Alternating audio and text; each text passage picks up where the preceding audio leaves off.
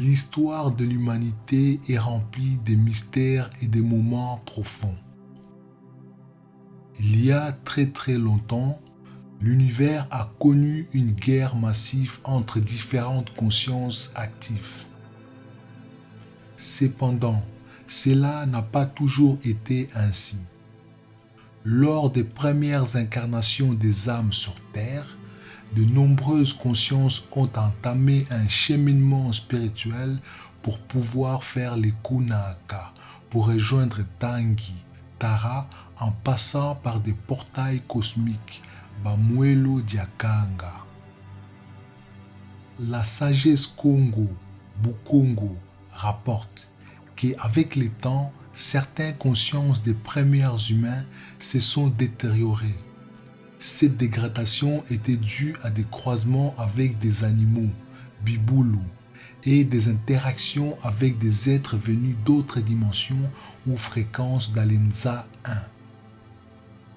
Ces fusions ont provoqué des mutations génétiques qui ont non seulement affecté leur capacité spirituelle, mais aussi détruit leur immortalité. Face à cela, les membres du Bundu Dianzita Dianza, assemblée des êtres de Sirius et d'autres entités cosmiques du Nza 2, ont décidé de limiter l'évolution des lignées humaines sur Terre, craignant que leur mutation génétique ne contamine d'autres consciences restées sur Tangi. Cela a mené à l'abandon de certaines missions de sauvetage.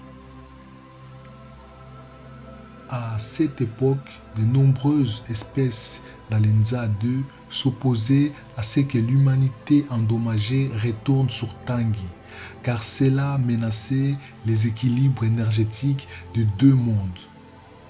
En parallèle, certains groupes recherchaient à contrôler la Terre et d'autres planètes du système solaire. Une guerre d'énergie pure s'est alors déclenchée, impliquant des armes avancées. Cette guerre est connue dans la tradition Congo sous le nom de Vita Kitamina, la guerre spatiale. Ces conflits ont duré environ 900 ans avec des batailles autour des portails reliant Ntoto, la Terre, et Kanga. Les humains pris dans ces chaos ont été soit transférés sur d'autres planètes avec l'aide des Elohim et du Bundu Dianzita Dianza 2, soit envoyés directement sur Tangi par d'autres portails. La guerre a laissé des traces durables. Le code génétique permettant la transmutation spirituelle ont été altérés. Pour protéger les consciences supérieures, tous les portails Bamuelo Diakanga ont été scellés.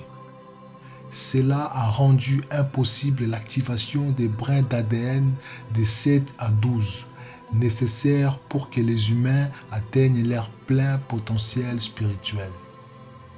Ces modifications ont aussi causé un blocage énergétique, isolant les corps physiques Nintu de son double éthérique Nitungi.